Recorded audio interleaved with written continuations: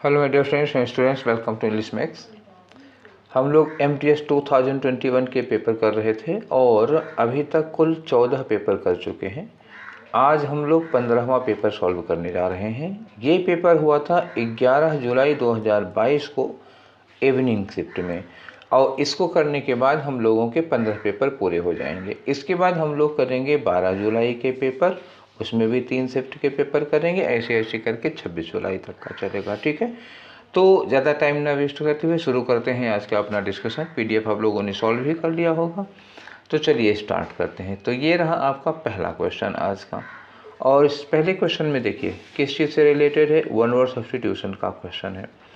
Sentence पढ़िए, लिखा हुआ है कि one who is unable to pay his debts, वो आदमी जो अपना कर्ज पूरा नहीं दे पाता है, जो बैंक से कर्जा लिया है उस कर्जे को लौटाने में सक्षम नहीं होता है, उसको हम लोग हिंदी में कहते हैं दिवालिया, ठीक है। तो उसको अंग्रेजी में क्या कहते हैं दिवालिया को? एग्जाम्पल के लिए आप क्या विजय माल्या ले सकते हैं, नीरव मोदी ले सकते हैं, बहुत सारे लोग इंडिया में दिवालिया हो चुके हैं।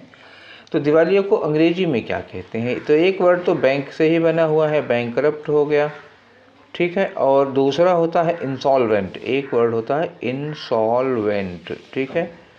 अब इन दोनों में क्या अंतर होता है? तो एक बैंकरप्ट होता है, जैसे कोई फर्म वगैरह होती है, कंपनी वगैरह होती है तो बैंकरप्ट हो जाती है। इंसॉल्वेंट कोई पर्सन वगैरह होता है, जैसे किसी आदमी ने लिया, आदमी के ऊपर लोन है, वो दिवालिया हो जाएगा तो इंसॉल्वेंट हो जाएगा। कोई फर्म कोई कंपनी है, वो पैसा नहीं लौटा पाती तो बैंकरप्ट हो जाती है।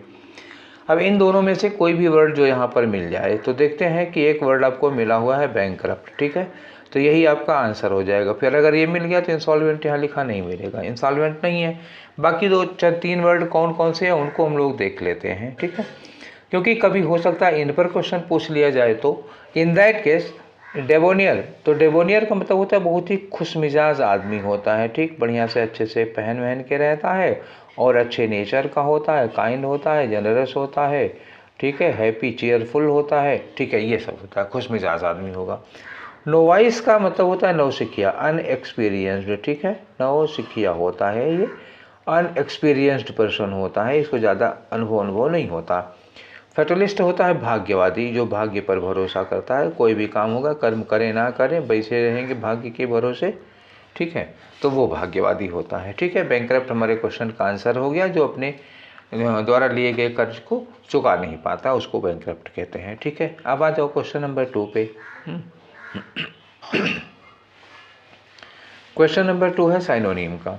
साइनोनिम किसका है? डिजॉल्व का। अब डिजॉल्व क्या चीज़ होती है? जैसे मान लो आपके पास एक गिलास पानी है, ये गिलास ना समझो, चलो कोई भी बर्तन समझ लो, इसमें पानी है, ठीक है। पानी में एक इतना पीस नमक का आप डाल दीजिए, मतलब वो क्या कहते हैं, चूर्ण वाला नमक नहीं, ऐसे ऐसे जो ढोके में आता है पीस में, क्रिस्टल टाइप में, वो नमक आप डाल दीजिए। जब आप नमक इसमें जाएगा तो ये थोड़ी देर में क्या क्या होता है, पूरी तरह से घुल जाता है, ठीक है। जैसे पानी में डिस्प्रिन की टिकिया डाल दो तो घुल जाती है, चीनी डाल दो घुल जाती है, तो उसी को कहते हैं डिज़ाल्व हो जाना, घुल जाना, उसी में मिक्स हो जाना, ठीक है। अब देखो इसका साइनोनियम क्या होगा। इमर्ज का मतलब होता है उभरना, निकलना, तो इमर्ज हो गया उभरना, तो ये तो होगा नहीं, डिज़ोल्व होना और उभरना तो एकदम अपोजिट हो जाएगा, ठीक है। कंसोलिडेट, कंसोलिडेट का मतलब क्या होता है? सब लोगों को कंबाइन करना। कंसोलिडेट मतलब क्या हो जाएगा? कंबाइन करना, चीज़ों को एकजुट कर देना। और फेड का मतलब क्या होता है? फेड मतलब धीरे धीरे धुंधला हो जाना। क्या होता है फेड? धीरे धीरे जो चीज़ आपको दिखाई दे रही है वो धीरे धीरे दिखाई ना दे, पीछे हटते हटते हटते हटते अदृश्य हो जाए, तो ये गायब हो जाएगा, धुंधला हो जाएगा। और रिपेयर का मतलब मरम्मत होना, तो इन दोनों का तो कोई लेना देना ही नहीं है फिलहाल, ठीक है। और इमर्ज भी उभरने के लिए आएगा, ये लगेगा नहीं, तो ये ऑप्शन बच रहा है धुंधला होना, मतलब जो धीरे धीरे करके गायब हो जाए। तो धुंधला होना या धीरे धीरे गायब हो जाए, ठीक है। तो हमको तो लग रहा है कि यही वाला ऑप्शन होगा, क्योंकि डिज़ोल्व का मतलब होता है किसी चीज़ को पानी में डालो तो थोड़ा धीरे धीरे करके थोड़ी देर में गायब हो जाती है। ऐसे ही फेड का मतलब होता है कोई चीज़ थोड़ी देर बाद गायब हो जाती है। तो यही आंसर होगा आपका क्वेश्चन नंबर 2 का 3 वाला, ठीक है। अब आगे आ जाओ क्वेश्चन नंबर 3 में।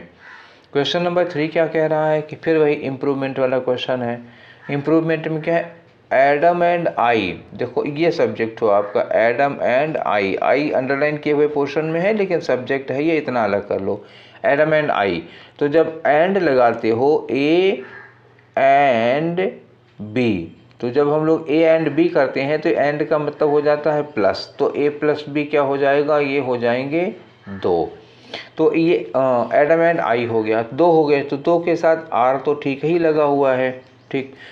Adam and I R planning, अब आर के साथ वर्ब की आईएनजी फॉर्म लगी है, प्लानिंग, ये भी ठीक है।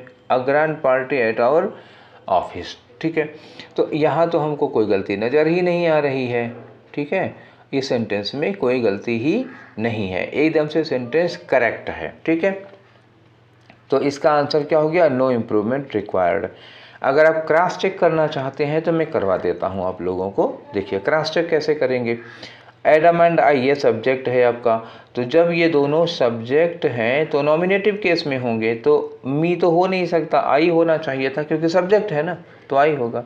अच्छा ये वाले में इज लगा हुआ है, तो एडम एंड आई 2 लोग हो गए तो इज लगना नहीं चाहिए था। अब देखो यहाँ पे मी और इज, मतलब पहले और दूसरे की मिला के गलती तीसरे में कर दी है। जब पहला नहीं होगा दूसरा नहीं होगा तो तीसरा भी नहीं हो सकता। एक्चुअली इसमें कोई नहीं होगा क्योंकि इस सेंटेंस में कोई गलती है ही नहीं, ठीक है। अब आगे बढ़ो, वो क्रॉस चेक कर रहा था मैं आपको।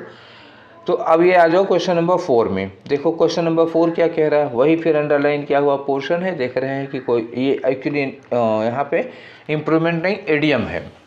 तो एक मुहावरा है दिया हुआ है, चलो उसका मतलब निकालते हैं। लिखा है सैमुअल अक्यूज्ड जेन, सैमुअल ने जेन के ऊपर एक आरोप लगाया। क्या आरोप लगाया, stealing the thunder on the capital punishment issue, capital punishment issue पर, मतलब फांसी की सज़ा मिलती है, कैपिटल पनिशमेंट कहते हैं फांसी की सज़ा को।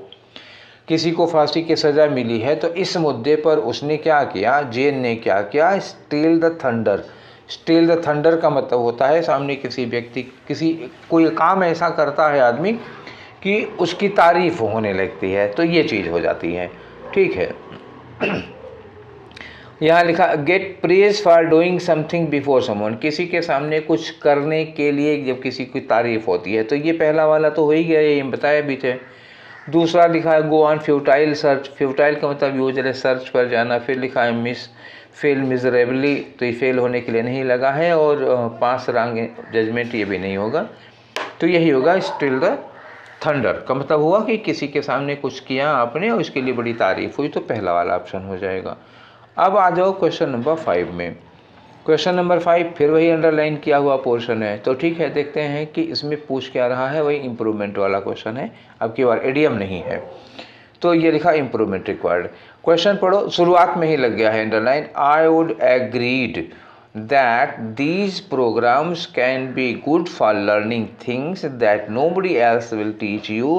इन्होंने कहा आई एग, मतलब मैं इस बात से सहमत हूँ, एक पोर्शन हो गया, मैं इस बात से सहमत हूँ ये जो प्रोग्राम्स हैं वो लर्निंग के लिए, सीखने के लिए बहुत अच्छे हैं, ठीक है। क्योंकि आगे लिखा है कि nobody else will teach you, ये वो चीज़ें हैं जो तुम्हें कोई और नहीं पढ़ाएगा। तो पहली बात तो बच्चा जो इसमें जितना अंडरलाइन किया हुआ है इतने वाले में हम लोग देखते हैं, इतने में देखो आई के साथ ये वुड लगा हुआ, वुड के साथ देखो ये एग्रीड वर्ब की सेकंड फॉर्म। तो पहली बात तो ये होती है ना कि वुड के साथ किसी मॉडल वर्ब के साथ वर्ब की फर्स्ट फॉर्म यूज की जाती है, ठीक है। दूसरी बात ये देख लो कि जब एग्री लिखा हुआ होता है ना, तो एग्री होता है तो उसके साथ वुड कोई मॉडल वर्डल नहीं लगाना होता। यहाँ क्या कहना, आई एग्री दैट, मैं इस बात से सहमत हूँ। अच्छा एग्री होना फ्यूचर में नहीं हो सकता, क्लियर बात हुई ना, एग्री फ्यूचर में नहीं होगा। अब नीचे ऑप्शन में आ जाओ, ऑप्शन से हम लोग काटते हैं, गलती कहाँ हुई है अब पोर्शन पता चल गया। इसमें लिखा आई एग्री दैट, ठीक है, दैट दीज प्रोग्राम्स, तो ये इतने में तो कोई गड़बड़ी नहीं है, जो भी होना है वो इतनी दूर में होना है। तो आई एग्री, मैं इस बात से सहमत हूँ, ठीक है, तो ये तो हमको एकदम से ठीक लग रहा है। और क्रॉस चेक कर लो, तो क्रॉस चेक करो, यहाँ लिखा I will have agreed, I will have ये फ्यूचर परफेक्ट टेंस में चला गया। अब दूसरी बात ये है, मेन बात कि एग्री वगैरह ये ऐसी क्रिया होती है ना यार, ये फ्यूचर में नहीं होगी। हम फ्यूचर के लिए कैसे कह सकते हैं कि मैं सहमत होऊंगा, अरे एग्री या तो प्रेजेंट में मैं आपसे सहमत हूँ तो हूँ प्रेजेंट में, मैं आपसे सहमत था तो था पास्ट में। फ्यूचर जो अभी आया ही नहीं है, हम उसमें किसी बात पर आपसे सहमत होंगे नहीं होंगे ये कैसे पता, ये हो ही नहीं सकता। यही दोनों हो सकता है, तो फिलहाल ये दोनों, तीसरा और चौथा तो आपका हो ही नहीं सकता, कटाइए। ठीक, अब बचा क्यों नहीं है, क्या पहला वाला ही बच रहा है ऑप्शन। अच्छा, ये वाला ऑलरेडी गलत है ही है। ठीक है, अब समझ गए ना क्यों होगा। आपको क्रॉस चेक करके चीज़ों को समझाना ज़्यादा ज़रूरी होता है। ठीक है, मैं केवल आंसर बता दूं कि ये वाला हो गया काम, ठीक है ना। तो ऐसे नहीं, डिस्कशन कराने का पर्पज़ होता है कि आपको बाकी सारे आंसर्स क्यों नहीं होंगे ये क्लियर होना, और उसके पीछे का क्या कंसेप्ट है ये बताना ज़रूरी होता है। ठीक है, तो ये इसमें आपका आंसर कौन सा हो गया, दूसरा वाला हो गया। ठीक है, अब आगे बढ़ो। क्वेश्चन नंबर 6 एंटोनियम का क्वेश्चन है। एंटोनियम में क्या दिया हुआ है, देखो एक वर्ड दिया हुआ है स्टॉर्मी। स्टॉर्मी का मतलब क्या हुआ, बहुत ही इसमें तूफान टाइप का होता है ना। तो स्टॉर्म तूफान होता है, उसी से एडजेक्टिव बना है स्टॉर्मी, तो तूफानी हो जाएगा। फेरोसियस का मतलब क्या होता है, खूंखार। खूंखार क्या होता है, जो खून वगैरह पीते हैं उन्हीं को, कुत्ते हैं, भेड़िए हैं, शेर हैं, उन्हीं को कहते हैं खूंखार, फेरोसियस। ठीक है, ये तो एंटोनियम होने से रहा। स्पोरेडिक का मतलब क्या होता है, छिटपुट। छिटपुट का मतलब दूर दूर दूर दूर, छिटका हुआ। ठीक है, तो स्पोरेडिक हो गया, छिटका हुआ। ठीक है, ये हो गया, दूर दूर हो जाएगा ये। सीरीन का मतलब क्या होता है, शांत। एक दिन आया था सीरेनिटी, तो मैंने आपको बताया था सीरीन का मतलब क्या हुआ, शांत। और रफ का मतलब क्या हुआ, जो प्लेन ना हो, जो खुरदरा हो, जो कोर्स हो, जो मोटा हो, ये खुरदरा हो गया। तो अब देखो स्टॉर्मी का मतलब एकदम तूफानी हो गया, तो उसका अपोजिट क्या हो जाएगा, शांत हो जाएगा, सीरीन हो जाएगा। तो आंसर कौन सा हुआ आपका, 3 वाला हो गया। ठीक है, अब आगे आ जाओ क्वेश्चन नंबर 7 में। ये वन वर्ड सब्स्टिट्यूशन का क्वेश्चन है, ये रहा आपका वन वर्ड सब्स्टिट्यूशन। ठीक, one who does not tyre easily, मतलब जो आसानी से थकता नहीं है, टायर है। ठीक है, तो जो आराम से थकता नहीं उसको कहते हैं, क्या कहते हैं बताओ। तो टायर के लिए एक वर्ड आता है फटीग। ठीक है, क्या आता है वर्ड, फटीग, FATIGUE, फटीग हो गया।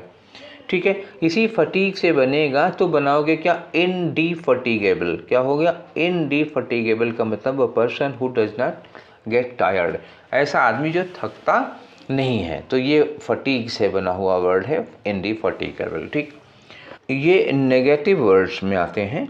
और आपको अगर इसी तरह के और ढेर सारे नेगेटिव वर्ड्स की लिस्ट चाहिए, तो आप क्या करिए कि मेरा एक वीडियो है, शायद एक ही वीडियो में 60 वर्ड्स हैं कुल मिला के जो नेगेटिव्स हैं। तो वो मैं आपको उसमें 60 वर्ड्स नेगेटिव्स के पढ़ाया हूँ। ठीक है, आप प्लेलिस्ट देख लिए, वोकैब वाले उसमें होगा, थीमेटिक वोकैब वाली प्लेलिस्ट में होगा, आप उस वीडियो को देख डालिए। आपका इस तरह का कोई वर्ड गलत ही नहीं होगा।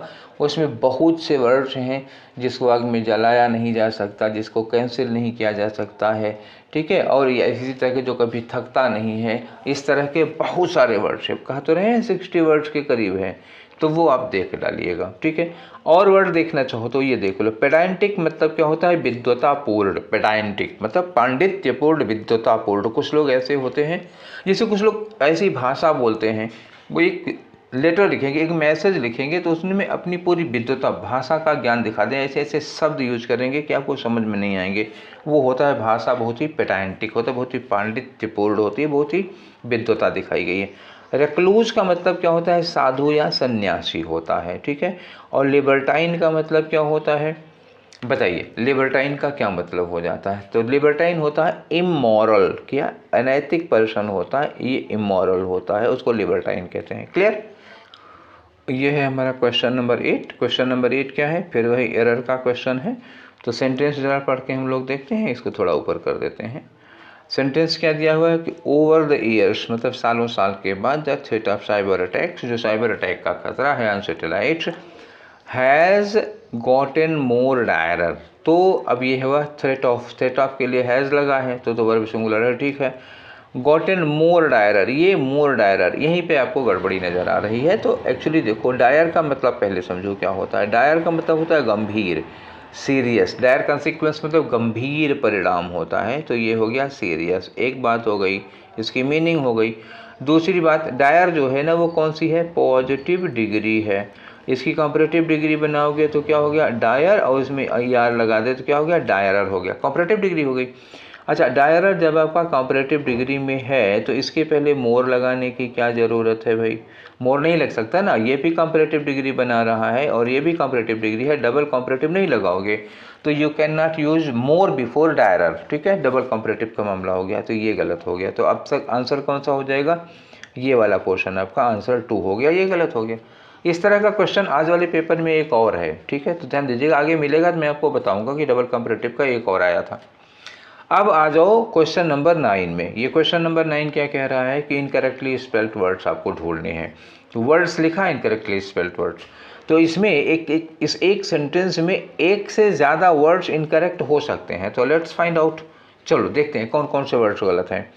द ठीक है, यंग ठीक है, वर्म्स ठीक है, आर ठीक है, फेड गलत है, टेंडर गलत है, लीव्स ठीक है, ठीक है, तो लीव्स चारों में सही हैं, लीव्स में कोई गलती नहीं है। तो फेड का मतलब क्या होता है, फीड की थर्ड फॉर्म है, फीड की थर्ड फॉर्म क्या होता है, FED होता है, फेड। और टेंडर में क्या होता है, TENDER होता है, टेंडर लीव्स, मतलब नरम नरम पत्तियाँ। यंग वर्म्स को नरम नरम पत्तियाँ खिलाई जाती हैं। तो देखो लो, फेड किस में, ये वाला गलत हो गया, फेड यहाँ तो चौथा ऑप्शन होगा ही नहीं। अब टेंडर की कौन सी गलत है, ये गलत है टेंडर की, ये भी गलत है टेंडर की, और ये भी गलत है टेंडर की। तो एक ऑप्शन बच रहा है आपका, कौन सा वाला, 2 वाला हो गया, ठीक है। अब आगे बढ़ो, ये है हमारा क्वेश्चन नंबर 10। किसका क्वेश्चन है, ये फेलर का है। अब पढ़ो, you need to put the baby very dash on the bed. अब इन्होंने कहा कि बेबी को बिस्तर पर बहुत डैश रखना चाहिए। कैसे रखना चाहिए, तो जाहिर सी बात है, पुट के लिए वर्ब लगाओगे, पुट वर्ब है, स्टिक, पुट के लिए वर्ड यूज करना है, वर्ब नहीं। पुट क्या है, वर्ब है, तो यहाँ हमें क्या लगाना होगा, एडवर्ब लगाना होगा। तो बच्चे को बिस्तर पर कैसे रखा जाता है, बड़े प्यार से, बड़े ही कोमलतापूर्वक। तो मच जेंटली लिखा है, जेंटली लिखा है, मोर जेंटल लिखा है, जेंटल है, तो जेंटल मोर जेंटल तो एडजेक्टिव होंगे, लगेंगे नहीं, बचा जेंटली हो गया, ठीक है। तो अब जेंटली लगा है तो वेरी लगा ही हुआ है, वेरी लगा है तो मच लगाने की कोई ज़रूरत नहीं, वेरी मच जेंटली नहीं, वेरी जेंटली आप लगाएंगे तो ज़्यादा ठीक होगा। क्या लगेगा आपका, 2 वाला, यहाँ मच की ज़रूरत नहीं है, केवल वेरी जेंटली। देखो एडजेक्टिव के पहले लग जाता है वेरी मच इंटरेस्टिंग, लेकिन एडवर्ब है ना ये जेंटली, तो इसके लिए केवल आप वेरी लगा दो, बस काम खत्म हो गया। तो वेरी जेंटली ऑप्शन नंबर 2 होगा, ठीक है। अब आ जाओ 11 नंबर पे। तो 11 नंबर पे क्या कह रहे हैं, 11 नंबर पे है आपका वन वर्ड सब्स्टिट्यूशन। सेंटेंस पढ़ो, a person who looks at the bright side of thing, जो जीवन के ब्राइट साइड को देखता है। ब्राइट साइड देखने का मतलब क्या हुआ, जैसे एक गिलास है, ठीक है, एक गिलास में ये इतना पानी है, एक इतना पानी है, तो एक आदमी कहता है कि आधा खाली है, ठीक है। सपोज करो कोई आदमी कहता है कि गिलास आधा खाली है, और कोई आदमी कहता है कि गिलास आधा भरा है, ठीक है। 2 नज़रिया हो गया ना, इसी गिलास को देखने के 2 नज़रिए हो गए। कोई इसके खालीपन को देख रहा है, कोई इसके भरेपन को देख रहा है। तो जो कह रहा है कि आधा भरा है, उस आदमी को क्या कहोगे, जो आधा भरा है वो कौन, आधा ऑप्टिमिस्टिक हो गया। जो देखता है आधा खाली है वो कौन सा हो जाएगा, ये पेसिमिस्टिक हो जाएगा, ठीक है, वो पेसिमिस्टिक, निराशावादी हो जाता है, ठीक है। तो ब्राइट साइड को जो देखता है, जो अच्छी चीज़ों को देखता है लाइफ में, उसको ऑप्टिमिस्ट कहा जाता है। तो ये रहा आपका आंसर। पेसिमिस्ट उसी का अपोजिट हो जाता है, जो लाइफ के डार्क साइड को देखता है, अधूरापन, खालीपन देखता है। ऑक्यूलिस्ट कौन होता है, ये आँखों से रिलेटेड होता है, आई से रिलेटेड होता है। जहाँ भी ऑक्युल लग जाएगा वो क्या हो जाता है, आँखों से रिलेटेड हो जाता है। तो ये होता है आँखों का डॉक्टर, ठीक है। ऑक्यूलिस्ट मतलब फिजिशियन ऑफ आई डिजीज़, आँखों की बीमारियों का डॉक्टर होता है। अथीस्ट क्या है, मैं एक दिन बता चुका हूँ, थियो पे आपके वर्ड बनाया हूँ। थियो मतलब धर्म से रिलेटेड होता है, आ लगा दोगे तो अपोजिट हो जाएगा, जो धर्म को नहीं मानता, जिसको धर्म में आस्था नहीं होती है। तो अथीस्ट का मतलब क्या हो गया, नास्तिक हो गया, ठीक है। क्या हो गया, नास्तिक हो गया। चारों ऑप्शन हो गए, ठीक है। आंसर कौन सा था बता चुका हूँ। चलो आगे आ जाओ क्वेश्चन नंबर 12 में। क्वेश्चन नंबर 12 फिर किससे आ गया, ये देखो खाली जगह दिया हुआ। A person must speak eloquently and dash while making a speech. जब आप भाषण दे रहे हो, जब आप स्पीच दे रहे हो, तो आपको कैसे बोलना चाहिए। तो यहाँ भरना क्या है, इसके लिए लिंक क्या है, एंड है।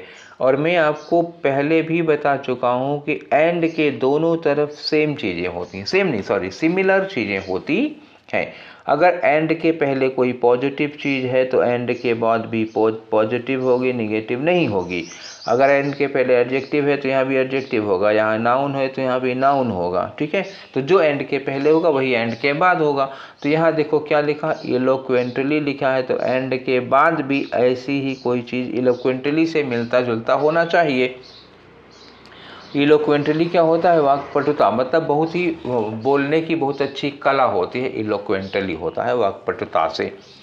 तो उसके बाद रूडली क्या है, नेगेटिव वर्ड है, बहुत ही रूखाई से बोलना, बहुत ही कड़वा खड़ूस बोलना चाहिए, ये तो होगा नहीं।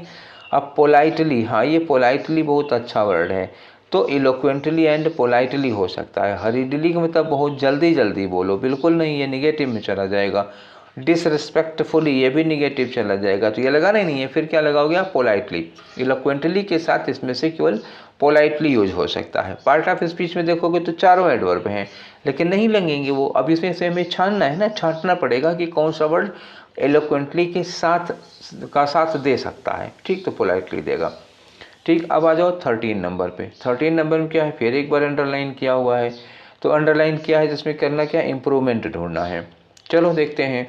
आइदर सुप्रिया और निकुंज, दो बच्चे हैं, सुप्रिया और निकुंज, सुप्रिया को शुक्रिया पढ़ दिया, ठीक, कोई बात नहीं, वो भी अच्छा ही है।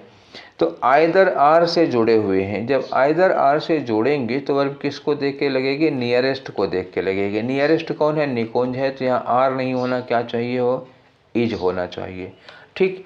तो हमें पहले तो ये देखना है कि इज चाहिए। रूल कौन सा है, जब जो सब्जेक्ट आइदर आर से, नाइदर नार से या not only but also say जुड़े होते हैं तो verb agrees according to the nearest subject, and the nearest subject is Nikunj, Nikunj is singular subject, therefore R should be is, R की जगह पर is होना चाहिए। तो अब देखो यहाँ पे हम कौन कौन से ऑप्शन काट सकते हैं, पहले ये देखो। तो एक बार फिर देख लो, आइदर आर से जुड़े हुए हैं दो सब्जेक्ट और इसके लिए वर्ब लगेगी और ये सिंगुलर है तो यहाँ इज लगना चाहिए। नो इम्प्रूवमेंट होगा तो हो नहीं सकता, ये होगा नहीं, ठीक है। दूसरी बात, अब सिंगुलर लगना चाहिए तो ये वर्ब भी नहीं होगा, इनकी भी मतलब कहानी ख़त्म हो गई। और ये हैज़ के साथ लाई लिखा हुआ है, भैया सिंगुलर ठीक तो है लेकिन हैज़ के साथ लाई की थर्ड फॉर्म होनी चाहिए थी, लाइड होना चाहिए था, तो ये भी कट गया। अब आपके पास इसके सिवा और कोई चारा नहीं है, तो आप ले लो आंसर 1, ठीक है। आगे आ जाओ क्वेश्चन नंबर 14 में। 14 क्या है, साइनोनिम का क्वेश्चन है। साइनोनिम किसका लगाना है, ये एक जो ब्रैकेटेड वर्ड है, देखो क्या लिखा हुआ है, synonym of the bracketed word. तो ब्रैकेट में दिया हुआ है बैनिश, तो देखो क्या लिखा है, दे सा फिट, उनको ये बात बहुत उचित लगी, to banish him from the party and exclude him from the election campaign. उनको लगा उचित कि इसको पार्टी से निकाल दें और इलेक्शन कैंपेन से बाहर रखें, तो ये बैनिश हो गया। जरा आपको 2-3 बैनिश दिखाता हूँ मैं। एक है BANISH जो यहाँ पर लिखा हुआ है, ठीक है। एक होता है VANISH, कहीं आप कभी कंफ्यूज ना हो जाएं। और एक वीनस होता है, वो तो छोड़ देना, एक वेनिस होता है, इटली का शहर है, ठीक है, तो वो भी नहीं, पहले ये दोनों। ये बेनिश का मतलब BANISH का मतलब होता है निकाल देना, किसी को वनवास देना, ठीक है, ये हो गया निकाल देना। और ये जो बेनिस है BANISH, ये होता है डिसअपीयर हो जाना, कोई चीज़ हमारी आंखों से ओझल हो जाती है, डिसअपीयर हो जाती है, तो ये वाला बेनिस होता है।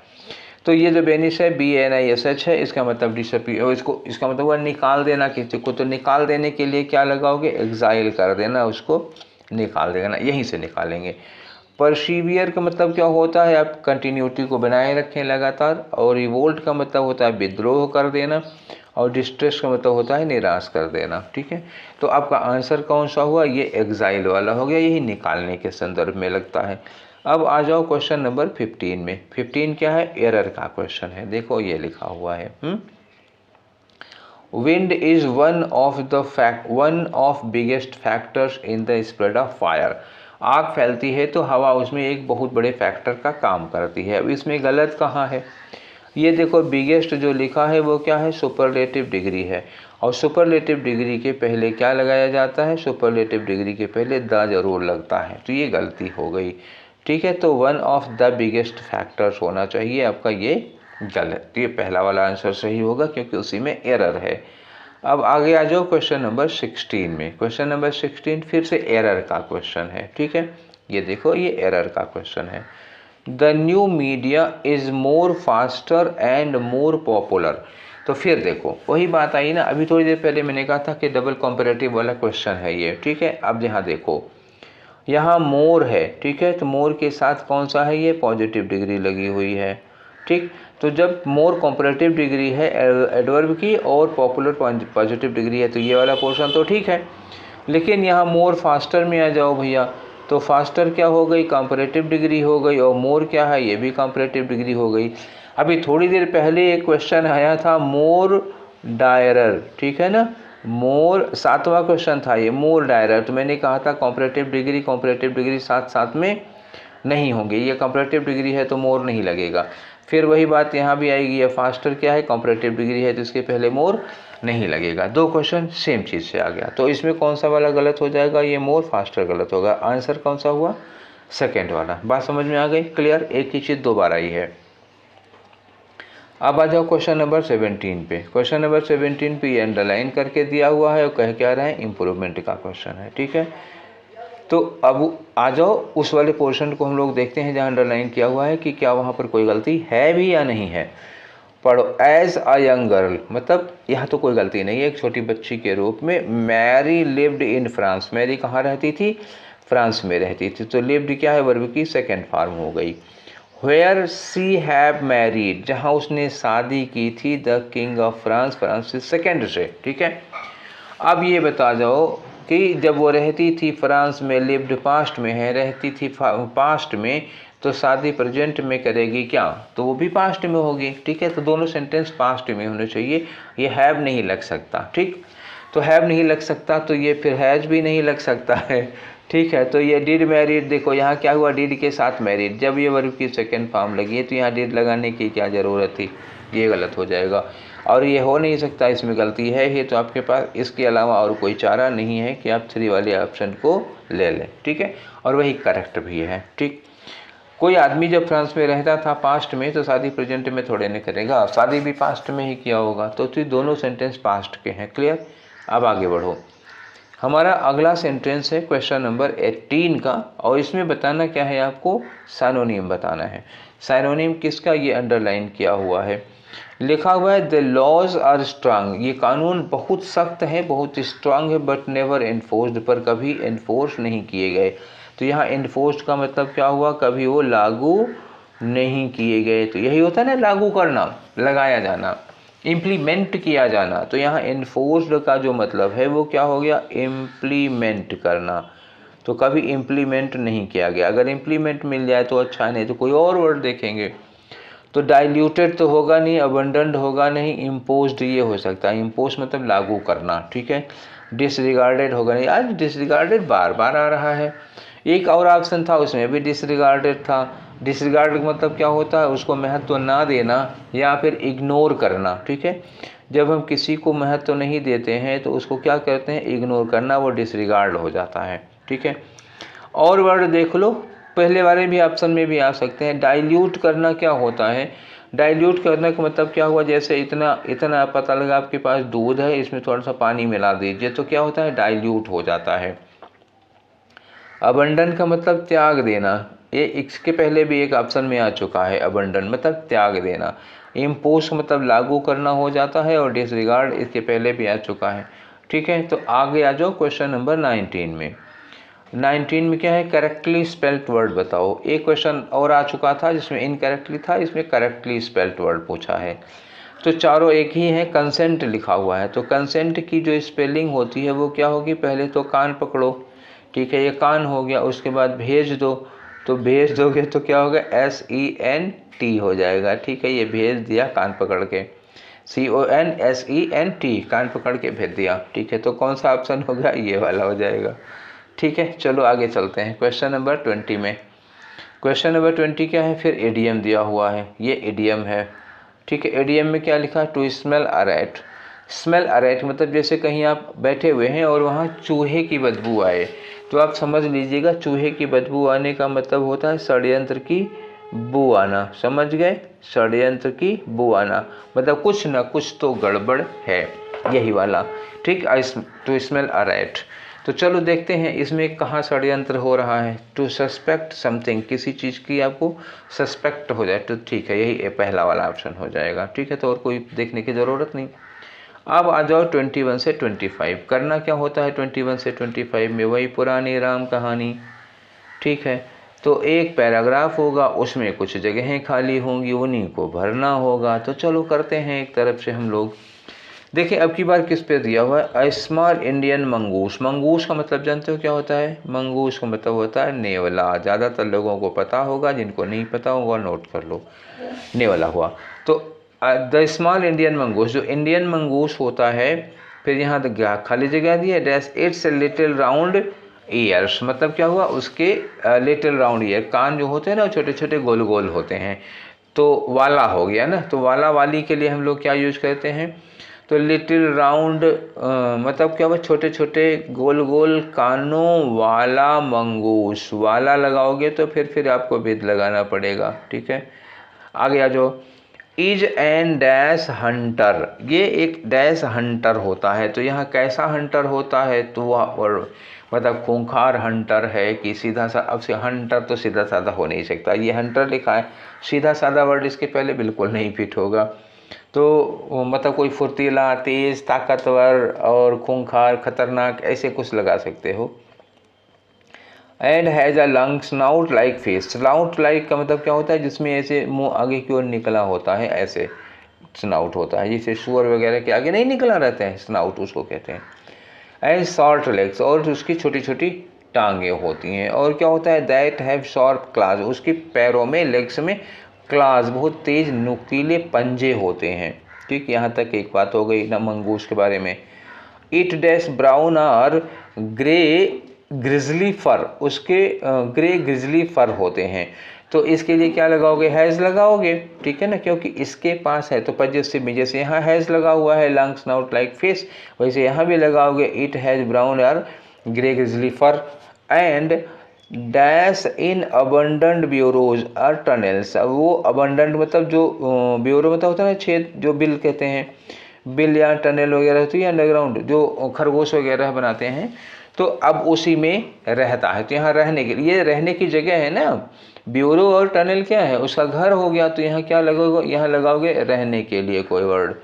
ठीक है, आगे लिखा है dash the rat like appearance, मतलब चूहे की तरह, देखने में चूहे की तरह लगता है, लेकिन कह रहे हैं कि मंगूसेस आर नॉट रोडेंट्स, ये रोडेंट नहीं होते। अब देखो फिर एक बात आ गई कि इन्होंने कहा कि वो देखने में चूहे जैसे होते हैं लेकिन रोडेंट नहीं होते। रोडेंट किसको कहते हैं, अब आप बताओ। रोडेंट उन जीवों को कहा जाता है जो कुतरने वाले होते हैं, जो किसी चीज़ को कुतरते हैं। ठीक है ना, जैसे चूहा हो गया, गिलहरी हो गई, जो कुतर कुतर के खाते हैं, उनको रोडेंट कहा जाता है। तो इन्होंने कहा कि वो देखने में चूहे जैसा है लेकिन रोडेंट नहीं है। तो यहाँ पे कोई विरोध जताने वाला वर्ड आ गया, जैसे इन स्पाइट ऑफ हो गया, डिस्पाइट हो गया। तो या तो इन स्पाइट ऑफ दिया हो या तो डिस्पाइट दिया हो, ऐसा कोई वर्ड यूज करेंगे।